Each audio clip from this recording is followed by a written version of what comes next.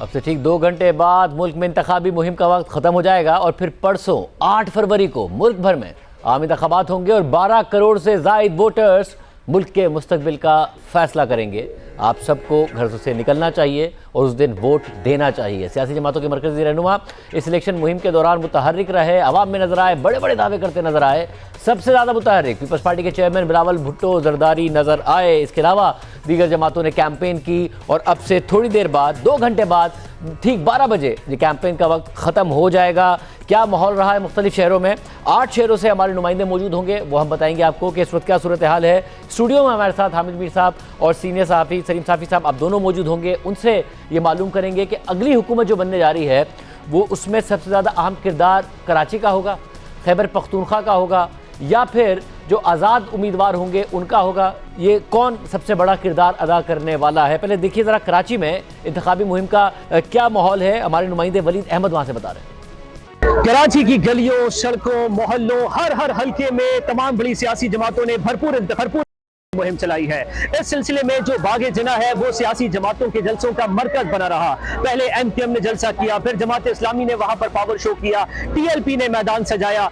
इसी तरह जो दीगर मुकामात हैं कि हर हल्के में हर जगह पर तमाम बड़ी सियासी जमातों ने इंतखाबी मुहिम चलाई। इस सिलसिले में जो बड़ी सियासी जमातें हैं उनके कायदीन कराची पहुंचे, उन्होंने जो अपने कारकुनान हैं उनसे खिताब किया, अपना जो मंशूर है वो अवाम के सामने रखा। इस सिलसिले में जमात इस्लामी के अमीर सिराजुल हक यहाँ पर आए, इसी तरह टीएलपी से साद रिजवी कराची में आए, जबकि JUIF से फजलुर रहमान ने यहाँ पर आकर खिताब किया। ताहम जो कराची के लोग हैं उन्होंने जो गैर मौजूदगी है मरियम नवाज की और नवाज शरीफ साहब की, इसको यकीनन महसूस किया है। टीएलपी ने भी जगह जगह इंतखाबी, जो पीटीआई है, पीटीआई ने भी इंतखाबी मुहिम चलाई है, लेकिन क्योंकि पीटीआई का बल्ला इस बार मैदान में नहीं है, इसीलिए जो उनके उम्मीदवारान हैं उन्होंने अपने अपने तौर पर इंतखाबी मुहिम चलाई है। एक जो बड़ा मसला दरपेश हुआ है पीटीआई को इंतखाबी मुहिम में, वो हर हल्के से उनके 2 या 3 नुमाइंदगान हैं और जो उनके वोटर्स हैं, सपोर्टर्स हैं, उनको समझ नहीं आ रहा कि वो कहां पर अपना वोट दें। जो इंतखाबी मुहिम चलाई गई कराची में, कुछ नाखुशगवार वाकयात भी पेश आए। उसमें जो एमक्यूएम का एक कारकुन है फराज, वो भी इंतकाल कर गया। तहम अब 12 बजे के बाद जो है वो इंतखाबी मुहिम पर पाबंदी है, लेकिन बहरहाल सोशल मीडिया एक्टिव है, वाइब्रेंट है, वहां पर जो है इंतखाबी मुहिम चलाती रहेंगी। कराची की सूरत हाल है, काफ़ी अग्रेसिव कैंपेन चलाई गई है, मगर कराची का इस वक्त मसला ये है कि सिमत नहीं पता कि कराची किस सिमत जाएगा। एमक्यूएम दावे कर रही है कि वो 13 से 14 सीटें ले जाएगी, पीपल्स पार्टी भी यही दावा कर रही है, जमात इस्लामी भी यही दावा कर रही है, जबकि तहरीक इंसाफ आज़ाद उम्मीदवारों के साथ खड़ी है, मगर दावा अभी भी वो यही कर रही है कि जो 2018 का इलेक्शन का रिजल्ट था वही आएगा। पेशावर में क्या हो रहा है? गढ़ रहा है पाकिस्तान तहरीक इंसाफ का पिछले 2 इलेक्शन में। नादिया सुबह बता रही। पेशावर से कौमी असेंबली के सूबाई असेंबली के 13 हलकों के लिए पोलिंग होनी है 8 फरवरी को, और यकीनन जब इंतखाबात होते हैं तो उससे पहले उम्मीदवारों की जानिब मुहिम चलाई जाती है, जो आज रात 12 बजे तक का टाइम है इलेक्शन कमीशन की जानिब से कि रात को 12 बजे वो ख़त्म हो जाएगी।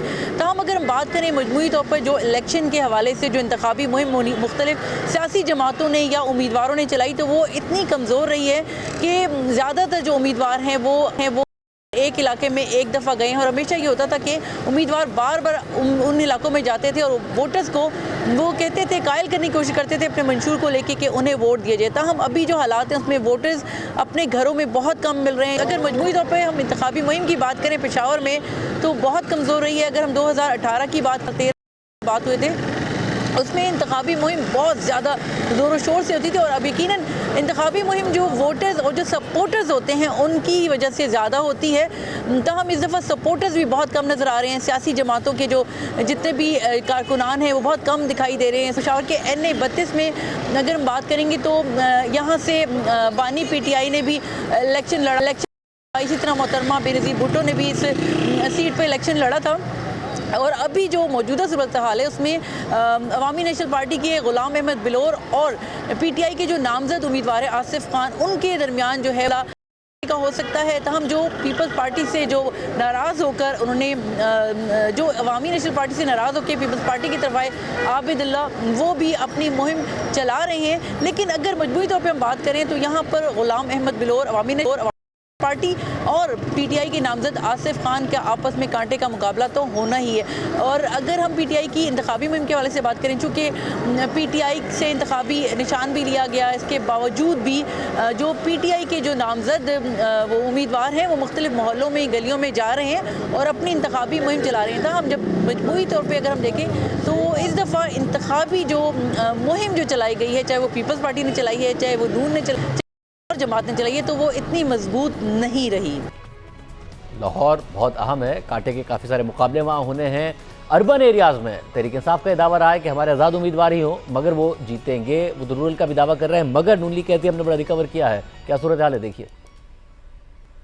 ये इलेक्शन जो है ये माजी से बड़ा मुख्तलिफ इलेक्शन होगा, क्योंकि इसमें वोटर जो है वो इस वक्त खामोश नज़र आ रहा है कि माजी के इलेक्शनों में होती रही है वो नज़र नहीं आई। लाहौर के में 14 हल्के हैं कौमी असम्बली के, जिसमें मुस्लिम लीग नून जो है वो सबसे ज़्यादा एक्टिव नज़र आई है। कंपेन भी कर रहे हैं, जलसे जुलूस भी कर रहे हैं। लेकिन पीपल्स पार्टी ने उम्मीदवार तो बहुत सारे हल्कों में खड़े किए हैं, लेकिन सबसे ज़्यादा जो बड़ा मुकाबला देखने में आ रहा है वो हल्का 127 है, जहाँ से chairman peoples party Bilawal Bhutto खुद इलेक्शन और उसमें उनके मुकाबले में मुस्लिम लीग नून के उम्मीदवार अता तारड़ हैं, जो कि पहली दफ़ा इलेक्शन लड़ रहे हैं। लेकिन मुस्लिम लीग नून की उनको सपोर्ट हासिल है और इसके साथ पीटीआई के ज़हीर अब्बास खोखर जो कि आज़ाद हैसियत में इलेक्शन लड़ रहे हैं। तरह का 128 में सलमान अकरम राजा उनके मुकाबले में ओन चौधरी हैं जो आईपीपी से इलेक्शन लड़ रहे हैं, लेकिन मुस्लिम लीग नून उनकी भरपूर सपोर्ट कर रही है। तो ये कुछ कांटेदार मुकाबले हैं 7-8 हल्कों में, जिनमें मुस्लिम लीग नून के सरबराह जो हैं मियां मोहम्मद नवाज शरीफ वो 130 से इलेक्शन लड़ रहे हैं और उनके मुकाबले में पीटीआई की जो डॉक्टर यास्मीन राशिद हैं वो इस वक्त जेल में हैं, लेकिन वो उनके साथ मुकाबला कर रही हैं। इसी तरह हमजा शहबाज शरीफ के मुकाबले में पीटीआई की आलिया लड़ रही हैं इलेक्शन और आज़ाद हैसियत में लड़ रही हैं। इस वजह से ये देखने में आ रहा है कि बाकी जो आज़ाद हैसियत में कैंडिडेट्स हैं वो जलसे जुलूस बहुत कम कर रहे हैं, कॉर्नर मीटिंग बहुत कम हो रही हैं, लेकिन धड़ा भी करती जा रही है और इसके साथ कॉर्नर मीटिंग भी हो रही हैं। इसी तरह पीपल्स पार्टी के बिलावल भुट्टो भी सिर्फ 127 में कर रहे हैं। उनकी इंतखाबी मुहिम जो है वो भी ज़ोरों शोर से चलाई जा रही है, क्योंकि ज़िमनी इलेक्शन में उन्होंने 35,000 वोट लिए थे। हमारे और भी नुमाइंदे मुख्तलिफ शहरों में मौजूद हैं, मुल्तान में, लाड़काना में, रावलपिंडी में, फैसलाबाद में मौजूद हैं। एक और शहर हम आपको दिखाएंगे, कोयटा, और उसके बाद अपने पैनलिस्ट के पास आएंगे। हामिद मीर साहब और सलीम साफी साहब से पूछेंगे कि अंदर की बात क्या है, मामला जा किस तरफ रहा है। कोयटा में देखिए क्या सूरत हाल रही। जी, मुल्क के दीगर हिस्सों की तरह बलूचिस्तान में भी इंतखाबी सरगर्मियाँ अब से कुछ देर बाद ख़त्म होने वाली हैं। ज़ोर शोर से जारी रही, लेकिन अमन अमान की जो सूरत हाल थी उसके बायस जो है काफ़ी मुश्किलात का भी सामना करना पड़ा उम्मीदवारों को। कोयटा में पिछले एक हफ्ते के दौरान जो है कोई बड़ा जलसा नहीं हो सका। इसकी वजह इंतज़ामिया ने जो है कोई ये पाबंदी आयद की हुई थी कि जो है उम्मीदवार हैं जलसे जुलूस नहीं कर सकते और वो सिर्फ मीटिंग पर जो है इक्तफा कर सकते हैं। अगर हम बात करें बलूचिस्तान में अहम मार्कों की, तो कोयटा में कौमी असम्बली के 3 हल्के हैं, जिनमें NA 262 पर जमीयत उलमा इस्लाम के मलिक सिकंदर एडवोकेट और पाकिस्तान पीपल्स पार्टी के रमज़ान दरमियान कांटे का मुकाबला होने की तवक्का है। इसी हल्के से BAP के मंजूर काकड़ भी हिस्सा ले रहे हैं।